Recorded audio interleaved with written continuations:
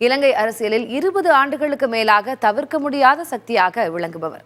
மாணவர் சங்கத்திலிருந்து அரசியல் இயக்கத்திற்குள் நுழைந்த திசநாயக்காவை பற்றி விரிவாக பார்க்கலாம்.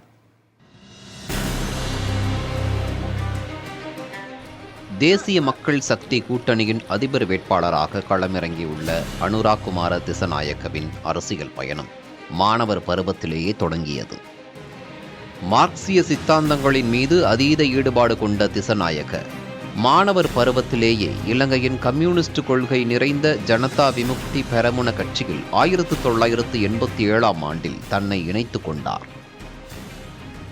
1995ஆம் ஆண்டு ஜேவிபியின் பொலிட் பீரோவில் உறுப்பினராக தேர்வு செய்யப்பட்ட பின்னர் படிப்படியாக உயர்ந்த திசநாயக்க 5 ஆண்டுகள் கழித்து 2000ஆவது ஆண்டில் நாடாளுமன்ற உறுப்பினரானார். 2004ஆம் ஆண்டு சந்திரிகா குமாரதுங்க அமைச்சரவையில் திசநாயக்க இடம்பெற்றார். அப்போதைய அரசியல் சூழல் காரணமாக ஜேவிபி ஸ்ரீலங்கா சுதந்திர கட்சியுடனான கூட்டணி முறிந்த நிலையில் குமாரதுங்கவின் ஆட்சி நிர்வாகத்திற்கு எதிராக பலமாக குரல் கொடுக்க தொடங்கினார். நீண்ட அரசியல் பயணத்தின் பலனாக ஜனதா விமுக்தி பெரமுன கட்சியின் தலைவராக 2014இல் பொறுப்பேற்றுக் கொண்டார்.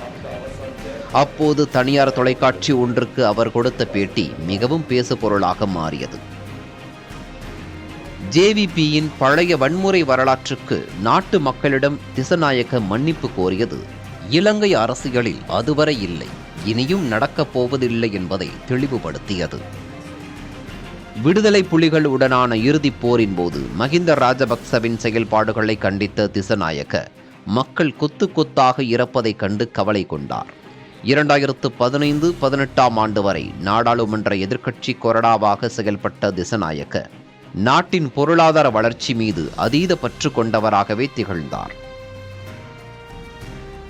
2019ஆம் ஆண்டு ஜேவிபி தலைமையிலான அரசியல் அமைப்பான தேசிய மக்கள் சக்தி அதிபர் தேர்தலில் போட்டியிட்டது. சுமார் 4 லட்சம் வாக்குகளை பெற்று திசநாயக்க 3வது இடத்தை பிடித்தார். 2022ஆம் ஆண்டில் இலங்கையில் ஏற்பட்ட பொருளாதார நெருக்கடியால் மக்கள் மாபெரும் போராட்டத்தை முன்னெடுத்த போது அவர்களை ஆதரித்து கூட்டங்களை நடத்தி கள நிலவரங்களை எடுத்து கூறுவதில் ஜேவிபி முக்கிய பங்காற்றியது. அதனைத் தொடர்ந்தே தேசிய மக்கள் சக்தி அமைப்பின் மீதான மக்கள் ஆதரவு அதிகரித்தது.